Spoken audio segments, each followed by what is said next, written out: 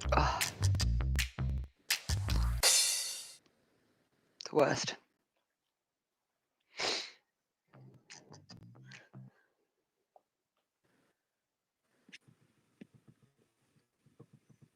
Hello, everyone. My name's Ian Ratcliffe. I am a very good mate of Dave. And what can I say but welcome to this amazing gin tasting. We are absolutely thrilled to have all of you here with us this evening. Excuse the background where I am. You wouldn't believe it. In the middle of a lockdown, I've also just had a blackout at my place. So we're taking full advantage of that. Fortunately, I still do have a light. But the very good news is I'm joined by two absolute legends of the industry, the wonderful Alice Newport, who is juggling her earpiece right now as she joins me, who is the brand ambassador and one of the most amazing gin human beings that we have here. Alice Newport from Pernod Ricard. Alice, thank you for joining Stop us. it. And You make on me top blush. of that, well, you know, it's rare that we're also graced with someone who has perhaps a cooler title than Dave's mate, and that's Thurman Wise, who's actually joined us from Capi down in Melbourne, and he's actually the director. Check this out, guys! The director of brand and innovation. So I'm going to be changing my title, Thurman, mate. But thank you so much for joining us. We're absolutely thrilled you could be here tonight. Thanks for having me. I'm like really excited to taste through some gins with you guys. That's awesome. That's great. So, guys, everyone's tuning in from home. Like, I'll give you a bit of a rundown on how this works. I think the real key is that there's people all around Australia. Again, we keep getting blown away by like the amount of people that join us across all the different platforms. We're on YouTube, Facebook, the direct entries that people have come through the system. So, really great to have you here. But we want this to be as interactive as possible. So, if you've got any questions, if you've got any thoughts, no matter what they are, just pop them in the different chat functions wherever you are, whether it's Facebook, YouTube, or on the internal system. And Technical Dave, also known as Data Dave, also known as Awesome Dave, will pop those in here so that I can see them and I can ask the team and we can go from there. So, guys, that's how it works. We've got 6 absolutely amazing gins that we'll be running through. People have got 3, some people have got 6. The main thing is jump in, enjoy yourself, and we'll go from there. But tell me, Alice, what should we be That's starting me. with? Talk to me. Where are we at? What are we going through? How do we get prepped for this? We've got some pretty exciting gins today. I feel like some type of DJ / air hostess with this headset on. So we've got some pretty exciting gins and they're very different, but I thought we'd start with something pretty traditional. So guys, we're going to start with this absolute beauty, Plymouth, today. Awesome. This is my favorite martini gin. Very nice. So, guys, at home, if you've got your little bottles around wherever they might be, grab that. Grab the glass that you've got. Now, this is something we'll talk about a bit more in a little while. But one of the things we always recommend is grab a glass, whatever size or portion that you've got, and just add a little bit in there because we want to taste it before we actually put any mixers or try anything else. So we can really take in the gin, get used to what it's like, and then mix it up with some different tonics that we have, or not just tonics, different additions, as we call them, Thurman. Is there a specific word that I should be using when I refer to the additional drinks? Mixers, I think, might do the trick. Mixers works. Mixers is a fair thing. And everyone's going, Ian, of course it's mixers, you lunatic. Perfect. Well, I'm going to add some of this amazing Plymouth gin that we have. I'm going to add that in here, Alice. Pop a bit in a glass at home if you've got some. And talk me through this. How do we taste this? Should I be treating it like a wine, or like? Let me know what I'm doing here. Well, I don't know for those of you at home who may or may not have done a tasting like this before. What you want to do is you want to swirl the. You can't see this, can you? There we go. We've got a bit of a breakup there, Alice. Stay with us, mate. Are we good? Sorry, guys. Bear with me.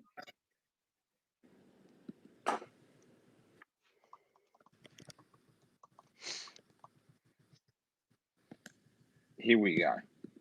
Yep. Okay, perfect. So you want to put a little bit of the spirit in your glass and you just want to roll it around the glass a little bit to just kind of open up those aromas and those vapors. Then what you want to do is when you're smelling, you don't want to put your whole nose in the glass because that can damage the inside of your nose. So you just want to introduce your nose to the spirit. Like this. And then when you're smelling, just have your mouth open too, because that just helps with the with getting those aromas. Then when you're tasting, you want to swill the alcohol around. You want it to cover all parts of your taste buds, and then I just like to let the spirit mature in my mouth for a little bit, just so those flavors can really, really come out. Um, I would recommend doing this before you mix it with anything, but obviously it is up to you. Just give me 1 second, and we'll get tasting. But before I start, Thurman, do you want to give us a little bit introduction about you and what Capi does before we start making some drinks? Yeah, sure. So I'm not sure how familiar you guys are with Capi, but we are, and also I find it funny that we're an Australian brand. I speak in an American accent, but we make all of our products in the Victorian Highlands. Everything is all natural, preservative free. We source the best local ingredients. Sometimes we get a few ingredients from overseas when we have to, but we're really just trying to make the best kind of premium mixers to pair with spirits like the ones that you'll be tasting today. Yeah, cool. I have a mini love affair with Capi. Actually, a good friend of mine works for you guys, and over the years, I've just always admired what you guys do as a brand, and the mixes that you make. I think what people forget is so much of the drinks industry now isn't just about alcohol; it's about the drinks that you're making and how you mix them, which is why I think kind of involving you in these types of things is so great, because I think people should understand the love and care that goes into creating the mixes as well as the alcohol that they pair with. Yeah, and I think on that point too, I think oftentimes people look down on a simple drink, or it's like you can only have an 8-step cocktail, which is all good and great, but sometimes simple cocktails have an amazing spirit, an amazing gin, and an amazing mixer and a great Yeah. garnish. It is such an incredible drink, and it's so simple. And I think what's really important for us is that, especially with spirits, there's so much love and attention being put into the production of a spirit, and we take that exact same care with our mixer. And so if you are going to choose a great spirit, you really do want to try to pair that with the best But ingredients that you can. 100%, like there's nothing worse than making like a gin and tonic or a gin and soda at home and then realizing that you've only got like half a bottle of flat soda in the back of your fridge. It's like I have got home after many an evening out for drinks and been like, everyone come back. And they're like, do we need mixers? I'm like, not at all. And then we get back and I'm like, and we're drinking whiskey and water. um, but yeah, okay. Well, let's get on to the first tasting. Now we've been talking about mixing drinks. All I can think about is making a Tom Collins, which is one of my favorite cocktails. So for you guys at home, that is just gin, lemon, sugar, with soda, and it is so simple, but it's exactly like you were saying. It's such a simple drink, but all it needs is just that little bit of effervescent soda, and it becomes a great drink. But guys, so today we're kicking off with Plymouth first. Plymouth, as I said, is one of my favorite gins, and it's definitely one my favorite martini gin. For those of you who haven't had a martini on Plymouth, I would recommend you hang up this call. No, don't hang up the call. But at the end of the call, go and make yourself a martini. A little bit wet, so with a little bit of vermouth or Lillet. Super, super, super cold. And then I like mine just with a really nice bright twist. The lemon twist just really works with the botanicals, the citrus botanicals in the gin. But yes, so Plymouth gin. This is such a it's such an incredible brand. It's very much steeped in history, and everything like I guess everything like Plymouth is, it's very quintessentially English, which as and as an English woman, I love. But something that I really love about Plymouth gin is that for a very long time it was its own appellation. So that means that within the Plymouth gin was it's similar to champagne or cognac. For it to be a Plymouth gin, it has to be from Plymouth. And up until 2015, this Plymouth gin was the only gin distillery in Plymouth, so it was its sole appellation, which I think is very, very cool. I've just got a quick question: what's a great gin for a dirty martini, and what is the best vermouth? Well, I'm going to go with Plymouth. Let's stick with Plymouth for your martinis. I feel like that's topical. I know I'm slightly biased, but I do have another 6 gins scattered around me, and I definitely look. But I do definitely think that Plymouth is probably the best gin, I would say, for a martini. It's just got some really, really um, I guess balanced but very traditional botanicals. There's only 7 botanicals in it, but I just think the structure and the way it's put together just makes it perfect for a martini. From a vermouth perspective, um, I think any either an Italian vermouth or something like Lillet from an aperitivo category rather than a traditional vermouth works really well.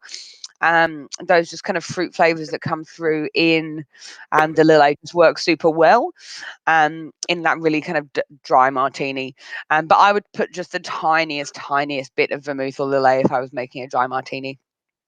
But yes, so on to Plymouth.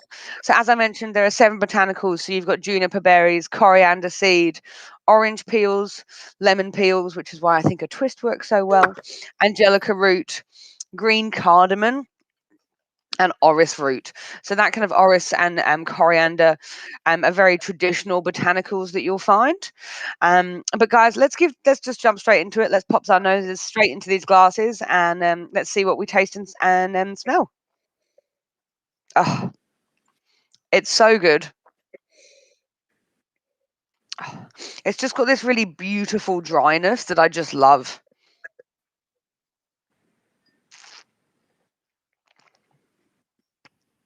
Oh. So I actually find this to be quite delicate. It's got, if you look at your glass, you can see that it's got some really beautiful oils. And it's got some really nice structure. Guys, I think I just should mention just quickly that Dave's mate Ian is having a couple of difficulties living in the beautiful place that he does out in the sticks in the Blue Mountains. So he's having a couple of difficulties. So he keeps jumping in and out, but I'm pretty sure, Thurman, that we've got this between us. We don't need Ian anyway. We can take it over. Yeah, exactly. People will come back next time and it'll just be us hosting, just hanging out. But guys, I hope you really that you like this style of gin. It is a very, very traditional style of gin, and it falls similarly into the style of London Dry. So there are 3 types of gins, legal definitions of gin, and within distilled gin, London Dry sits within that space. And for it to be a London Dry, it has to be bottled at least 37.5% ABV, and you can't add anything post distillation. So you just get this really raw, beautiful gin. And then, of course, with it being gin, it has to be juniper forward with a London Dry, which you definitely get in Plymouth. Something I love about it is it's very subtle. All of the flavors are very subtle, but it's got a really nice long finish, which definitely carries all of those juniper notes. Um, and I just would like to stop there before I move on to the next point and just say happy birthday to Phil Reed. I see you're having a little party with your friends, and I hope you're having a great time. And cheers to you. Now, Simon, if you were going to pair a traditional London Dry like this with one of your mixers, whether it's tonic or soda, what would you, where would you lean towards? So I think, especially with Plymouth, with those citrus notes, I would pair it with our classic tonic, which you guys should have in the kits. Our classic tonic, it has the most sugar of all the tonics that we have in our portfolio. And what's really nice about that is that it really stands up to a gin like Plymouth for a really balanced drink. And also to give the classic tonic a bit of brightness, we use cold pressed lemon, lime, and orange oil. So those Oh, citrus yum. notes, yeah, and so when you kind of mix that with Plymouth, those citrus flavors just really erupt. And if you even just add that little bit of garnish of fresh lemon or just like a splash of zest, it will really Yeah. just make such an incredible drink. I love it when things come together and they're so simple and you just need to add a little bit of what they both have rather than being like, you know what I need to do with this gin and tonic? I need to add rosemary and blah, blah, blah, blah. And the garnish is almost bigger than the glass. But no, I like that. So guys, we're going to move on to the next gin. So I'm taking you on a little bit of a journey around the world today. So we're starting down in Plymouth, and now we're going to jump across the water, and we're going to go to Ireland. So we're going to go over to Method and Madness. And guys, feel free to make yourself a gin tonic with some of that Plymouth and the delicious Capi tonic. If you do have any fresh citrus, follow the lead and maybe grab a little bit of lemon zest over the top. And I'm just going to tell you a little bit about Method of Madness and the distillery. So Method of Madness sits within the main Middleton distillery, which now I'm sure some of you may have heard of this brand. I don't know, it's pretty small. But I'm assuming most of you will have heard of Jameson. Probably. So where Jameson is made is where Method and Madness is made. So we make some incredible whiskies. The Middleton whiskey, the Redbreast range, the Spot range, of course, Jameson Powers. But then within that, we have the Method and Madness range. So this has 3 kind of core whiskies. But then in 2017, we released this incredible gin. Now, guys, let me just grab this for you so you can see how incredibly gorgeous this bottle is. I know. Mwah. But the whole point of the Method of Madness brand is to take the knowledge and the skills and the understanding of distilling that the master distillers have and combine that with the want to push the boundaries and do new things that the apprentice distillers have. Now, I will say, when I say apprentice distiller, I'm not talking about your second year plumber. These guys have been doing it for a very long time. In fact, Henry, who heads up the apprentice distiller part of Method of Madness, has been working with us for, I think, 11, 12 years now. So he definitely knows what he's doing. But this is a really interesting gin. So guys, I will invite you to pour yourself a little bit and we can have a little bit of a taste.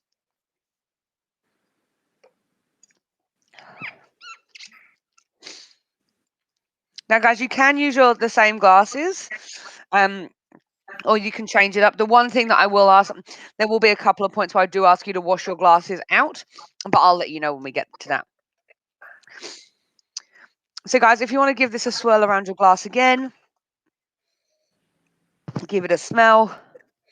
So the first thing you'll get is that there's a lot more alcohol straight on the nose on this, and that is because this is that little bit stronger. Now, it is only 43% comparatively to 40.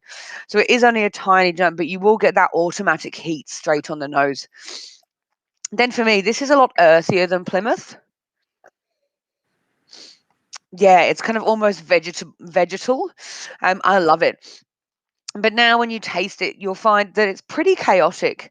So we've got 16 botanicals here, so more than double on the Plymouth, which is why I wanted you guys to have them side by side, just so you can really see the difference. And this is very citrus forward. And very nice and peppery. It is a very Irish gin, which I don't know what tastes Irish, but it really is. But the one thing I love about this is, I think about 20, 25, maybe 30 years ago, some people in the distillery decided that they'd found these old recipes from, I think, the 1600s. They decided they were going to recreate that gin, and this gin, the Method of Madness, is a reimagining of that. So there's history going 400 years back in this gin. It's made in the oldest gin still in all of Ireland, called Mickey's Belly. And yeah, it's great. I'd love to hear what you guys think. And again, Themin, I'd love to hear your opinion on what you think we should be mixing this with, or if you've got any ideas for cocktails that we could use with your with the mixes that you guys have given us today. Yeah, so I think with this one, having that kind of more sophisticated botanical makeup. So by having 16 botanicals, I would do it with a splash of soda. Sorry, my building is humming from every. No, you're fine. I'm sneezing. Ian's lost. You're humming. We're having a good. This is a very COVID session. Perfect. I would mix it with the soda that you guys have. Yeah. Honestly, and I would just do a splash. I would do 30 ml of gin with maybe about 60 ml of soda and possibly the dried lime that you guys have. Yeah, perfect. If if you were looking to have another cocktail maybe later this weekend, I would even possibly go to like your nearest Dan Murphy's and pick up our dry tonic. And what's really nice about our dry tonic is it's cut the sugar. And for gins like this that have that kind of complex botanical arrangement, the dry tonic really lets them be the star of the show, and it just kind of is a little bit more delicate and flexible for you. Yeah, I totally agree. One of the things that I always lean towards a gin and soda. And I think that sometimes, the beautiful flavors that go into a tonic, especially a tonic like you guys, can impact the gin. And sometimes I end up tasting more of the tonic than I do of the gin. So I think with this, the dry tonic would pair just perfectly. I think the Yeah, flavors and the botanicals already has like an element of sweetness to it. So that drier level of the tonic is just perfect. and also too, just on that, I think like one really important thing, especially with mixers, is it's really important to measure out your mixer, and you really can kill it. 100%. Like you can kill a drink if you add too much. So, for example, all of our bottles that you guys have, they're 250 ml, and the reason that we have it at 250 ml is that we believe that 125 ml is the perfect amount to be mixed with 30 ml of Yeah. spirit. So yeah, so you really want to take care when mixing these things and not just like dump as much mixer unless you know, and if you like it that way, go ahead. But Yeah. But it's like if you think about it, you wouldn't make, for example, like a bourbon and Coke. You wouldn't thrash the Coke. Do you know what I mean? It would be balanced, and it should be the same. For me, especially if I'm making a gin and soda, it's about lengthening the drink. Rather than it just being like a soda with a splash of some type of flavor in it. Um, but I think something else that's important to think about is garnishes. So for me, I always garnish towards the botanicals.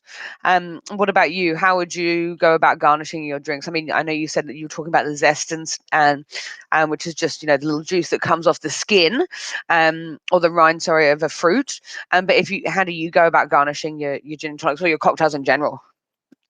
so 100% down to I think the notes, or like basically it's like for gin, it's to the botanicals. If it's whiskey, it's to the type of barrel or how it was aged. Because I think one of the most important parts of a garnish is it's actually the first sensory effect that you get of the drink. So it's the first Yeah, thing that you see. As soon as you see that garnish, you start to think actually about that flavor. And then the second bit is it's the first thing that you smell.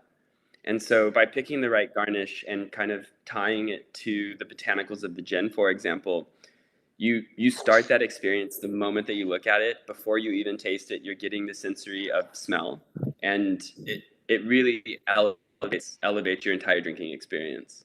100%. So next time you see a bartender or you see that like lemon that's been in the back of your fridge for maybe too long, think twice. Yes, definitely. Yeah, yes.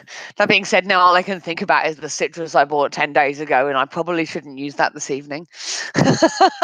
Maybe I'll pop down to the shop and get something nice and fresh after this. But guys, I hope you're enjoying us so far. Obviously, we've had two very different gins, one super traditional and one, while it's steeped in history, that is very different. And another reason why I wanted you to have these two side by side is, I talk about Plymouth being my ultimate martini gin, whereas this for me is more about pairing with citrus in a cocktail or making like a long drink rather than that stock standard martini. And I guess over my time and my history of drinking gin, kind of realizing that there are gins for certain type of beverages and some that work better in others has been super helpful. Like you can't put every gin in a martini. Sadly, I wish every gin was a martini gin.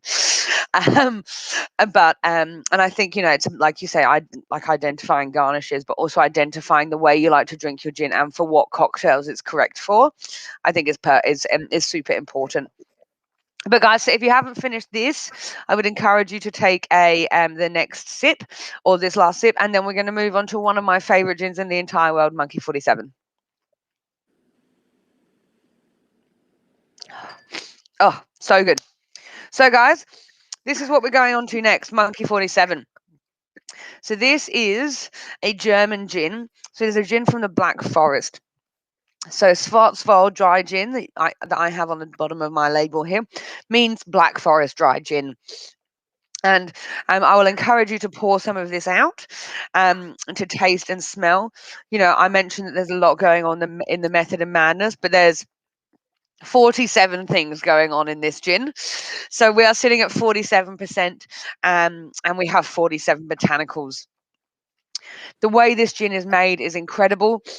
So first thing in the morning, the guys go to the distillery and they hand peel lemons and grapefruits.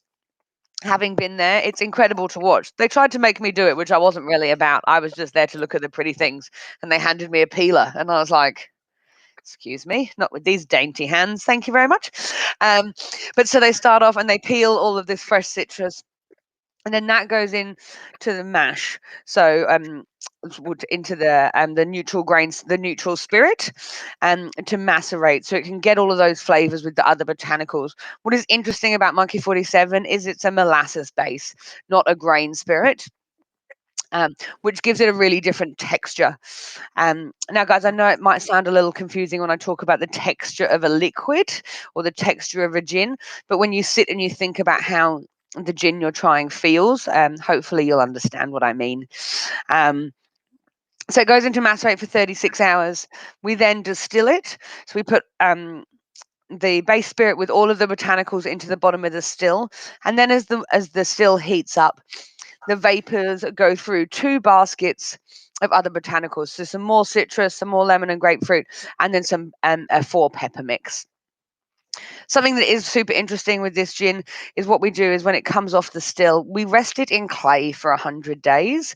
And that is just because there's so much going on. It just needs some time to chill out. We've all been there. We've all been overworked. We've all had too many thoughts in our heads. Sometimes I wish I could be rested in clay for 100 days. And then we bring it down to 47% and off it goes into the world. So guys, I will encourage you to give this a pour out now, and then we'll get tasting.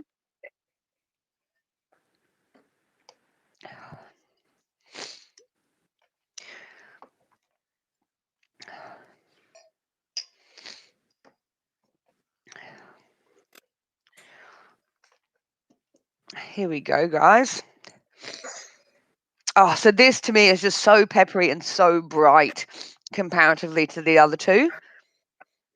And it's funny, I drink so much gin that I often forget. So this is one of the reasons why I like doing these, because it gives me a moment to kind of just stop and pause. Damon, do you have a favorite gin? How could I not say Plymouth? There we go. As long as you're not saying something from like Diageo. No. I used to work with Absolute, so I'm cool. I'm a Pernod Ricard #1 supporter. Yay! Funny, actually, Plymouth was the first gin. Like when I learned to make a martini, which was one of the first drinks that I learned to make as a bartender. Plymouth was the gin that I was taught to use. And this so warms my heart. I know. I feel like it sounds like a commercial, but I swear it's true.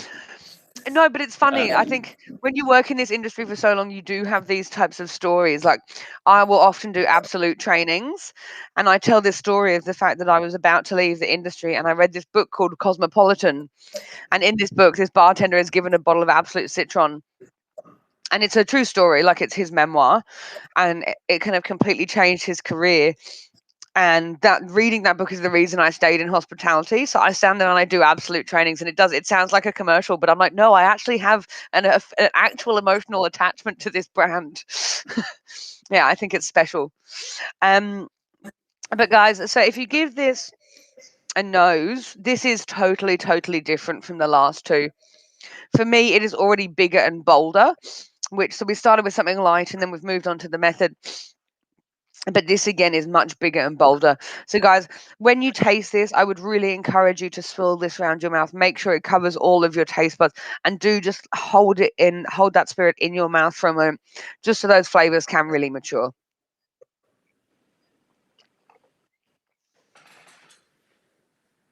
That was such a satisfying sip. And again, for me, I do get all of these really beautiful pepper and citrus flavors. but the juniper is so prominent here.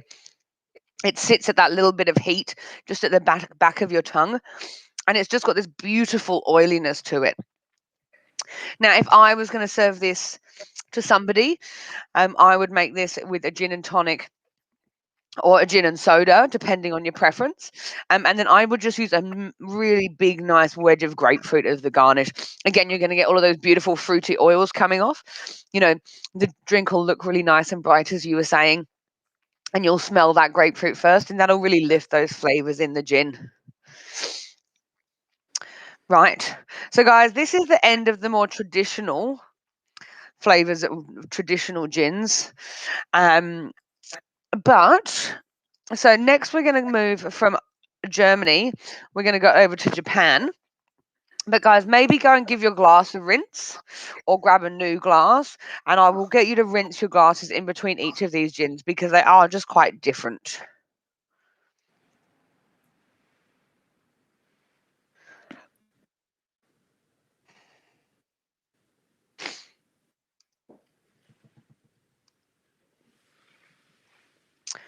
And while we're waiting for you to do that, do you have any weird or wonderful mixes? Anything out of the ordinary? I mean, I know that you guys have been doing.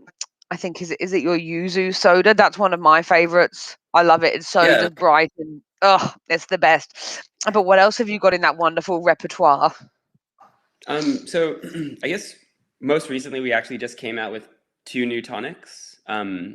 One is our garden tonic, which is finger lime, forest mint, rosemary Ooh. on top of our dry tonic base. And then we've also recently, if you live in Victoria, you can get our Melbourne tonic. And that is our dry tonic with flavors of mandarin, blood orange, grapefruit, and pink lake salt, I'll send you my which is address. You just can send me some. absolutely, most definitely. And then recently last year we came out with a range of flavored soda waters.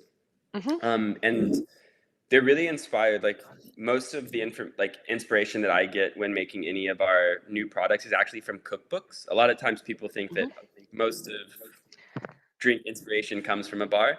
But we did this range of sodas that are sugar-free, all natural, and it's grapefruit and rosemary. We have blood orange and Yum. sage, lemon and basil, and cucumber and jasmine green tea. And These it's just what's sound really like they're made in heaven to go with gin, by the way. yeah, and I mean it's like you said before, like the blood orange and sage I would only suggest for certain gins, and the cucumber Yes. and green tea I would only suggest for certain gins. Kind of again back to that botanical makeup.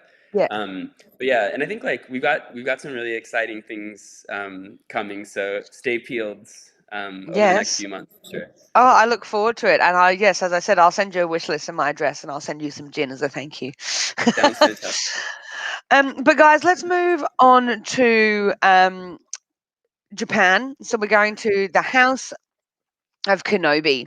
So Kenobi is, I guess, the newest craft gin to come into my family, and something that is really special with Kenobi is we are actually just a gin distillery. So many distilleries open now, and they're like, "We're making a gin while we age our whiskey," but we're actually just here to make really, really good gin. So we started off in 2015.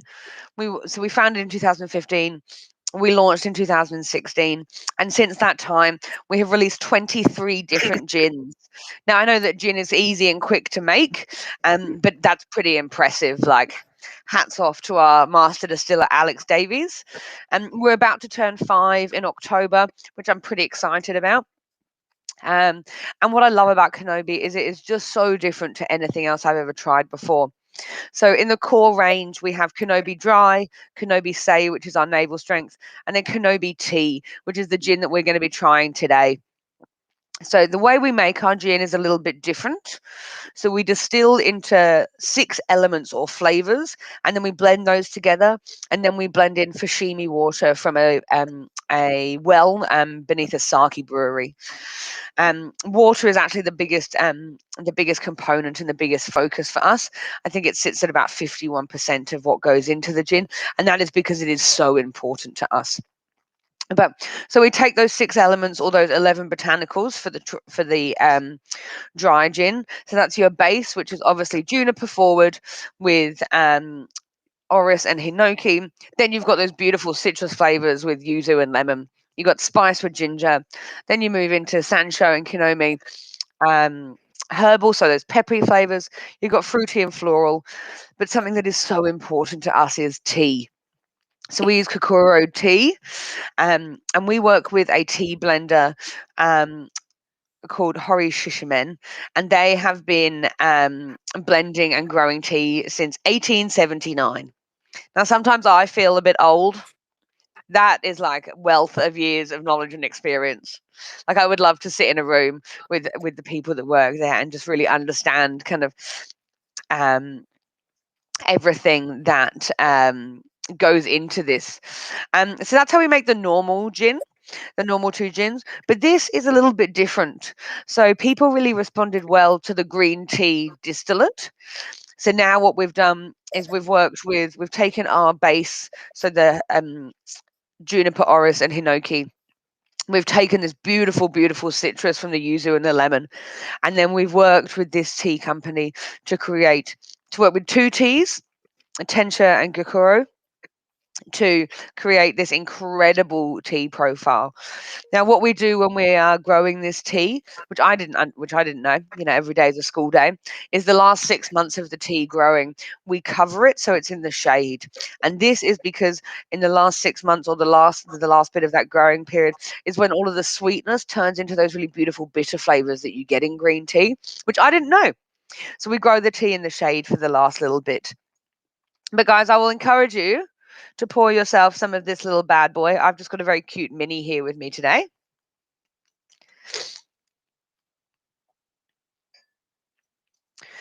Um,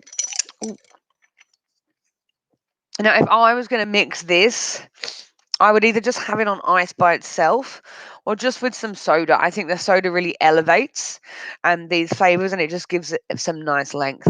Now, guys, again, this is a little bit stronger. So we're sitting at 45.1%.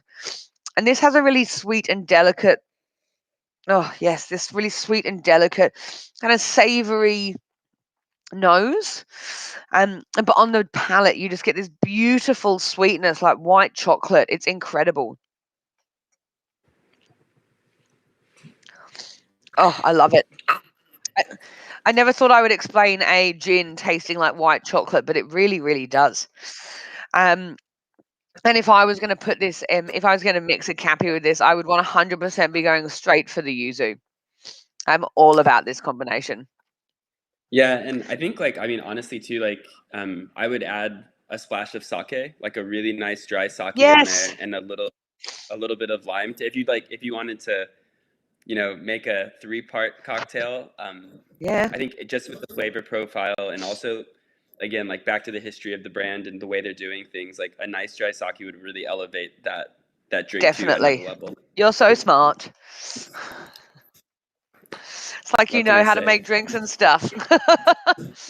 I've been doing. I've probably been doing it for too long. It's like second I don't nature. think you can And ever. also Yeah, but too, I don't. an interesting cocktail maybe would be for this is a 20th century, um, Yes.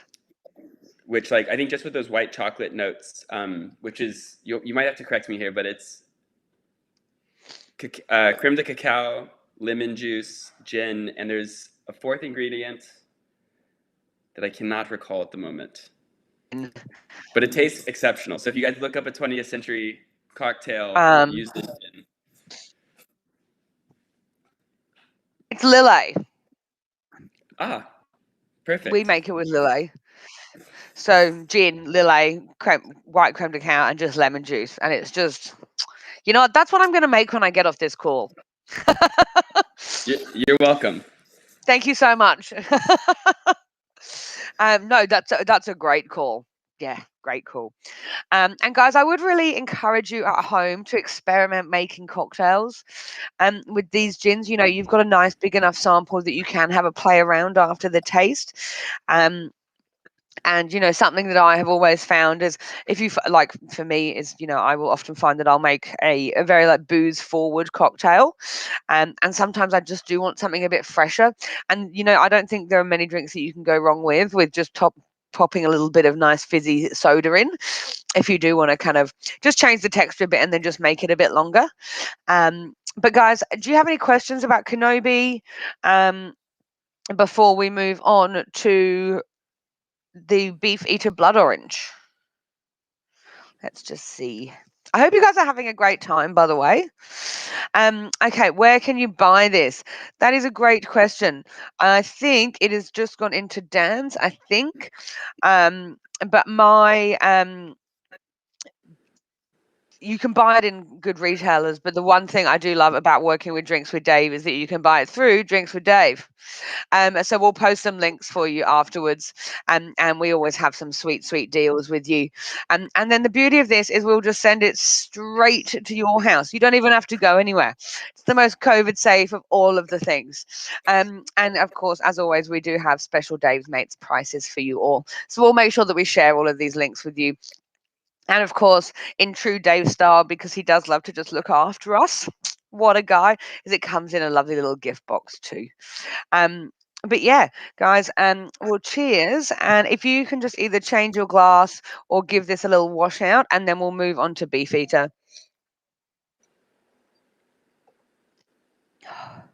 Oh, so good. Chocolatey gin.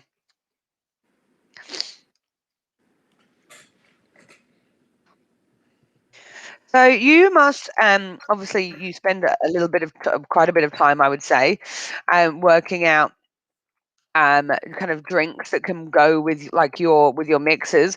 Are there, even outside of gin, are there kind of spirits that you think, or pairings that you think go best with the tonic, the dry tonic, and the soda? Yeah, so I mean, like, it's actually my probably my favorite highball or long drink is actually rum and tonic. Ooh, Yeah, it's like, I mean, if you have a nice like slightly aged rum, like anywhere between like 3 and 7 years, like the Havana Club 7 year rum, for yeah. example, Oh, that yeah, perfect. yeah, Dry cool. tonic, splash of lime. Also too, like tequila and tonic. I think what's Yeah, funny about tonic is so oftentimes people just have put it into, it's either gin. Sometimes you mix it with vodka, yeah, but which is very old everything. school. Like, I'll have a vodka tonic. Yeah, but like I think there's such incredible things that you can do with rum and tonic. Even like tequila tonic is really amazing. Mezcal tonic, Yeah. a Oh, whiskey tonic is really incredible. yeah. Like one of my kind of favorite Australian whiskey tonic serves is the Starwood Twofold, Yep. with tonic. It's really Perfect. beautiful. Um, but yeah, I think it's like, I mean, back to like what you said. I think like um, it's really about experimenting at home, Yeah. and like usually if there's two things that you really like and you put them together, they usually work. Yeah. Sometimes that's not the case, but um, it is really about experimenting. And I think like a really great thing is it's like using your senses, Yeah. smell a spirit, taste a spirit, and you'll pick up on these flavor notes. And with that information, you really can pair it with so many different things that will go Yeah. really well together. Yeah, thanks. Now, guys, let's move on to Beefeater. I know it's your Friday night. We've got 2 gins to go. I don't want to keep you for too long afterwards. So let's move on to the Beefeater Blood Orange. And while you pour yourself some of this and just have a little bit of a smell, um, I am going to talk you through just a bit of a history of Beefeater, because there's a lot of history. Um, the Taylor family opened a distillery on Cale Street in Chelsea, which is a very hoity-toity kind of part of London, in 1820. Um, so long ago. In 1835, our founder, James Burrow, was born, and he was born in the southwest of England, in Exeter. And he when he grew up a bit, he moved to when he grew up a bit. When he grew older, he moved to Canada to become a very successful pharmacist. Now, the pharmacists were a little different back in those days. So they also did things like make vermouths and Genever and Old Tom gin and cordials and liqueurs, which I don't think your general pharmacist would be able to do. I can't imagine that your pharmacist down the road is just allowed to be like piddling boozy made in his backyard. But the times, they were different. So he was, of course, also making Beefeater gin. And he bought the distillery off the Taylor family in 1863. Now, at the beginning of the 1900s, so in 1908, he moved the distillery from Chelsea to Lambeth. And then in 1958, the distillery moved to Kennington, which is where it is now. But this makes Beefeater one of the last of the original distilleries in London. Now, in 1995, our fearless leader, Desmond Payne, left Plymouth and joined Beefeater. And my God, if there is somebody that knows how to make a gin, that man. He spends every year making this beautiful Beefeater, so it's exactly the same every time you order it. But the process for that is quite interesting. So every year he does something called the Big Sniff, where he literally physically sniffs 200 samples of juniper to pick the right juniper he needs to make our beautiful gins. Thanks to Desmond Payne, we've got Beefeater 24, which he launched in 2008, that was all about tea and grapefruit, and was a little bit of a step away from the traditional London dry that Beefeater is known for. And then in 2018, we moved into flavored gin. So we started off with Beefeater Pink, and then, of course, we moved into this beautiful, beautiful, there we go, Beefeater Blood Orange, which is what we're tasting today. Now, before I go on to tell you a little bit about Beefeater Blood Orange and why this is actually so important to the story of Beefeater, I'd like to welcome Ian back to the show. I hope.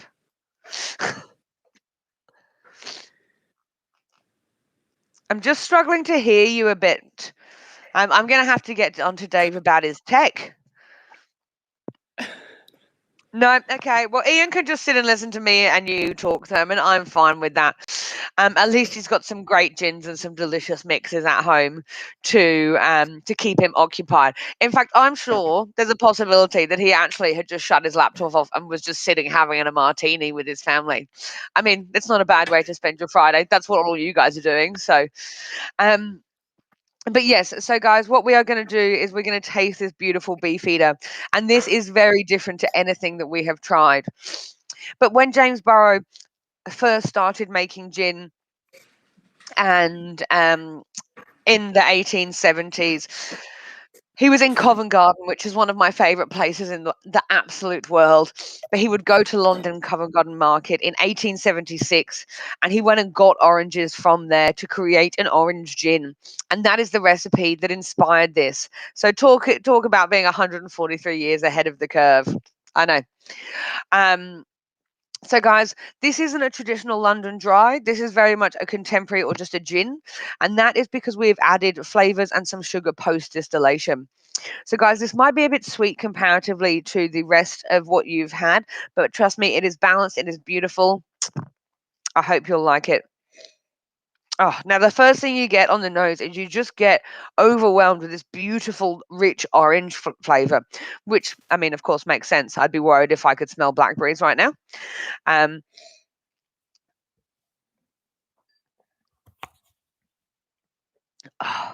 Like it does have this natural sweetness. It does have this sweetness to it, but it is very balanced. It's rich. It's got this really, really nice structure and texture to it. And the thing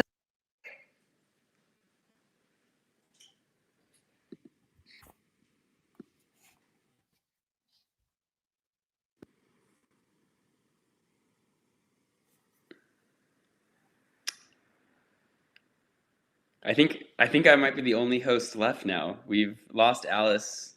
Ian's having martinis.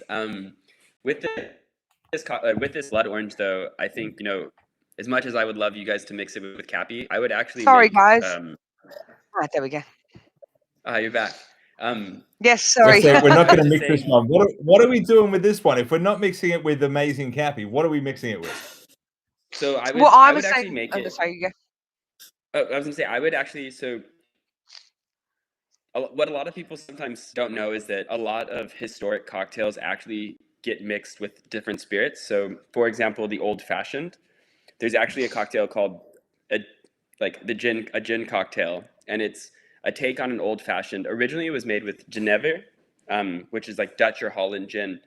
But if you used this gin, a little bit of sugar, a splash of Capi, I would use Angostura bitters and some orange Yeah. bitters. Mix, Nice. give it a stir over some, and then serve over fresh ice with just a twist of orange and a twist of lemon, and it would be killer. I tell you what, that sounds delicious. Can you seriously get that Totally. recipe? We'll share that with these guys. That's a great one. Yeah, definitely. Also, you can Absolutely. send me the recipe when you send me some of those delicious cappies. Yeah. Sure thing. Guys, I It'll be on a note apologize card. I apologize for my technical issues as well. I promise I didn't just duck out to go and have a martini. Ian, I'm watching you.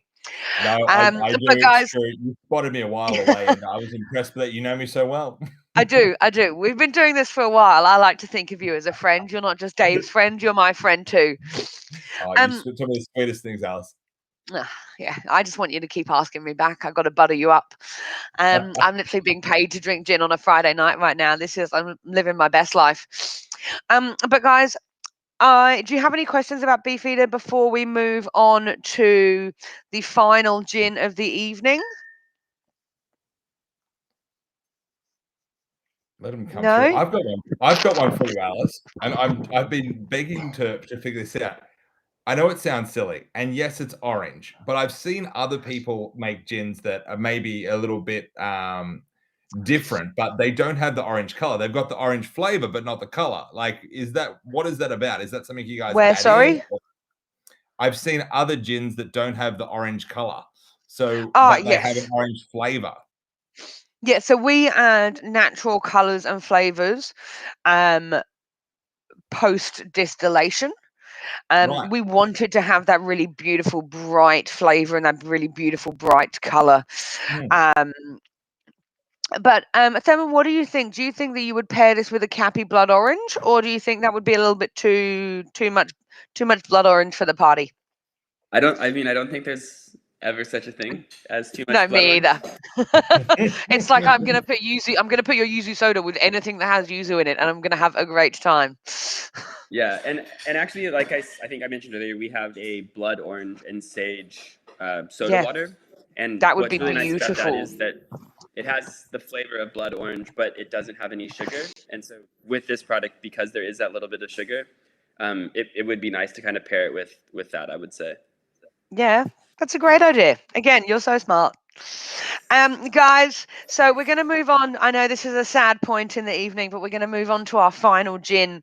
But I promised I have saved one of the best for last. Again, I would encourage you to change up your glass for this one. While the blood orange flavors do go beautifully with my next gin, having a clean glass for something so special, I think, is a great idea. So, guys, we are moving on to the Monkey 47 Slow, one of my favorite things in the world. Now, for those of you that don't know, slow gin is actually a gin liqueur. So slow gins have to sit between 15 and 30% ABV, so the alcohol percentage. But when they were putting the legalities around slow gin, when the EU put this stuff together, the colloquial term for a slow gin liqueur was slow gin. And it was used so often that they actually wrote it into legislation. So that is why we can call it just a slow gin rather than a slow gin liqueur.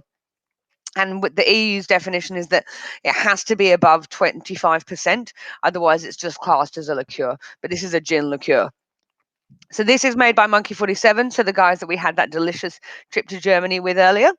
So what we've done with this is we've taken the original Monkey 47 and we've taken sloe berries that have been frozen from the first frost in the Black Forest, and then we've macerated these. And then what we do is we use a special press to remove the liquid from the fruit without bruising or damaging the fruit. Then all we do is we bring it down to 29%, and Bob's your uncle. We have this absolute beautiful gem. Now, for those of you who have had sloe gins before, you may find them to be a little bit sweeter, and sometimes actually a little bit too sweet. But we put so little sugar in this, just enough to bring the flavors out of the sloe berries, that I actually find this to be quite dry. It reminds me of a Negroni or some really bright cranberry fruits, which I love. So I actually like this as either like a pre or post dinner drink, just on its own, just with a slice of orange. I think it's really beautiful. But Thurman, have you had much experience mixing sloe gins? Yeah, and I mean, I think like to be honest, like a sloe gin and soda is one of my favorite It's ways to have iconic. it. Yeah, Yeah. and I think also too another really great way is actually with ginger beer. Yeah, Slow cool. gin and ginger beer, just like that, like kind of the flavors of the slow gin mixed with that spiciness and the heat of ginger is it's really incredible. Yeah. One of my favorite ways to drink this is in a sloe gin fizz. Nice.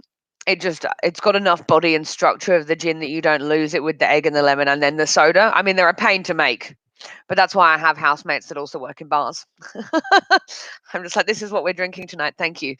And I also will say too, like this is kind of like a cheesy trick to pull, Yeah. but whenever I like to mix with slow gin, I always add the mixer first, and I leave a little bit of like mixer and the ice first, leave a little bit of room, and add the slow gin on top, and it like kind of creates this beautiful lava lamp Oh, yeah. effect. And sometimes you can kind of float it so it looks like your gin You've is put sitting drinks on on it. Instagram before, haven't you? Once or twice. That's why, hey, Once or that's why twice. he's the director of brand and director of innovation. That's what he does. 100%. It's more important how your cocktail looks than it tastes. 100. It actually doesn't matter how it tastes. Not at all. You don't even have to drink it if it looks nice. Exactly. Well, In fact, you shouldn't drink it if it looks nice. You should put it on the internet and then throw it away. well, the good thing is with all these gins, I can't go wrong. And I tell you what, the Capi adds to it. It's an absolute treat, guys. This is Yeah. tell me about this because I am seriously I've been listening to you guys and been blown away, and I'm sure everyone at home is getting a ton of value out of the insight. But you guys really seem to have such an array of ways that you can take these gins and turn them into anything, really. There's so many different options that are out there depending on people's preference. But I mean, out of curiosity, I've got to say, out of the gins that are here tonight, Thurman, I'll ask you first, mate. What would you say your favorite would be and I know it's all about situation, but if you're kicking back with a couple of mates, what would you go for? And he's out. Sorry. You're with right, the mate. blood orange, I think I would go with probably the Plymouth. Yeah. I think like the citrus notes of the Plymouth with the blood orange would just be absolutely exceptional. Awesome. I love that you just can't go past Plymouth. This makes me so happy. Yeah, basically, I mean, if you take the full Capi range, perfect mixer, Plymouth. Yes. Yeah. I see a new ad campaign in our future. Also, I think to be honest, the Monkey 47 as well would go super nice with the blood orange. Yeah, definitely. And I also think with the rosemary that you were talking about, that would work perfectly for Monkey. Yeah, absolutely. Like grapefruit rosemary. Yeah, definitely. It would. That's a match made in heaven if ever I've heard one. But That's yeah, awesome. Guys, I've got to say, and I don't want to wrap it up too soon because I've been lazy. I've hardly been around. What can I say? But thank you so much for covering for Dave's mate. You guys have both obviously been amazing, and I'll be watching it on replay as I drop in and out. But if anyone else has got any questions at home, please shoot them in now. We'll love to get to them. You guys have been pumping through. I've noticed them coming in, boom, boom, boom, one after another, which is great. But before we finish up, I'm sure you guys told them about the place they can get all this at Dave's Pantry? no. Well, we mentioned it briefly about the Kenobi, but again, Yeah, I will right. give that a shameless plug. And the one thing I would also like to say that we've also just recently added to his lovely pantry is the whole Amalfi range, which is a pretty incredible ranges of gin from the Amalfi coast. And we've got the Amalfi Rosa, which is grapefruit, the Limone, which is crazily enough, lemon. The Arancia, that's also a blood orange, and then the Originale. And they are all just made for they are gins that were born to be gin and tonicers. So I will definitely be getting some nice tonics and enjoying the sunshine on my balcony one afternoon. Love it. Living La Dice Volta, pretending like I was on the Amalfi Coast. The Dice Volta, I know what I'm meant to be saying. The I Dolce know what you're Vita. There trying to we get go. at. I don't know how to say it either, There so I we can't go. blame you, mate. I'm sorry. Sorry, I've had too many gins. I've lost my ability to speak. That's not true. Don't worry, guys. But yes, so if you guys do want to try any of those, I would recommend you head over to Dave's Pantry for sure. That's awesome. And we'll pop the link up for that. And the Yep. least I can do as one of Dave's good mates is I can tell everyone at home about a little promotion that we've got going at the moment that is very much a big courtesy to you, Alice. And that is, guys, we've got an amazing competition at the moment where when you're not in lockdown, you can head out with a couple of your mates. And Dave and the good guys over at Monkey and Beefeater are actually covering you and a couple of your mates for a night out in your favorite gin bar. So you'll be able to head out. Do you reckon I can enter and win? Dude, I'm going just to be a host, Dave. I'm telling you. I'll just turn up at the bar and sit down next to the people that have won and been like, "Hi, And can I have hey, some if gin it's with in you?" It'll if be it's in super Melbourne, awkward, but if it's in Melbourne, Thurman, you're in, mate. So we'll be rocking down with the 100%. Capi guys. But guys, that's there. If you want to jump on that, head over to drinkswithdave.com.au and you'll be able to see all the links for that as well. But you're more than welcome to jump in and win more gin because I don't think you can have too much. I don't think you can ever have too much gin. Never too much of a good thing. But No. that's wonderful, wonderful. And again, thank you so much. Really appreciate you guys coming on. Super appreciate you covering for me. And It's guys, all right. thank you so much. I'll send you a bill. Mate, I appreciate it. And I will pay promptly, I assure you. But amazing, guys. Thank you so much, everyone, for joining in. Thanks so much, Thurman. Thank you, guys. Ciao. Thanks, guys. Enjoy your weekend.